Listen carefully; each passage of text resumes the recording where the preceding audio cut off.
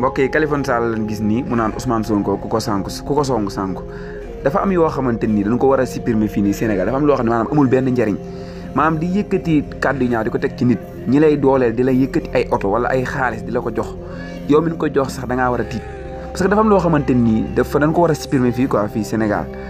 koo xamante ni yow ab saagakat nga waxkatu nit lu ñaaw yëkkati lu ñaaw di ko teg ci door nit koo xam ni xamoo ko xamaale woo ko yéen ñaar bu seen i bët ñeentoon dooni kii mas naa koo gis wala déet mais yow nga yëkkati kàddu yu ñaaw di ko teg ci moom lu ko waral ndax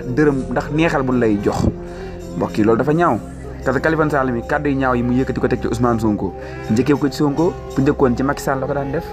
dem ba benn instant mu ni dañ ko woo jox ko xaalis wala jox ko ay prime mu yëkkatiwaat kàddu yu ñaaw yooyu di ko jëmee ci ki nga xamante ni moo di Ousmane Sonko dafa am yoo xamante ni mbokk yi dafa jërul sax di basé wu quoi seen i wax moo tax kii masaan di génn ci affaire Ousmane Sonko Adji Sarr naa am naa preuve am naa vidéo affaire yooyu noonu gars yi di ko dool di ko partagé kii yan preuve la am moom mi noonu dafa amee ay preuve moo jékki-jékki ne waat génnaat naa ci affaire yi ba seet ci wicc sama yoon nekk ci seqatuma ak Adji Sarr dara nga xam ne maanaam ñoom ay vie rek la ni wut waaye li ñu wax gëmuñu ci dara kon nag jërul sax ñuy rey seen temps ci li ñu wax ay jamono moom masaan def ay révélation ci affaire Ousmane Sonko Adji Sarr da ngay gis ñëpp di ko partagé moom mu ni am nay vidéo parce que dafay toog ak Adji Sarr naan ko nii Adji Sarr naan ko naa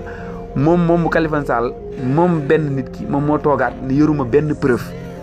ñii seen i wax moo tax jërul sax di rey sa temps parce que li ñuy wax dara du ci dëgg xaalis dong leen gëm xaalis la ni jaamu xaalis leen gëm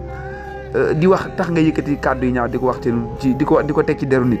moo tax bis buñ la weddee nga xam ne weddi nan la ki nga xamante ni moo di Mollah Morgun bi mu ko fi defee def ay révélation ñëpp di xaar live am mais bi mu fi jékkee-jékki yëkkati ay kàddu ñaaw teg ko ci Ousmane Sonko xëy na non dama maa ngi jégglu affaire noonu genre du safe parce que maanaam nit luy tax ñu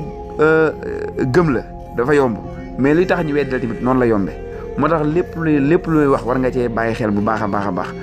alalu àdduna du dara dafay jeex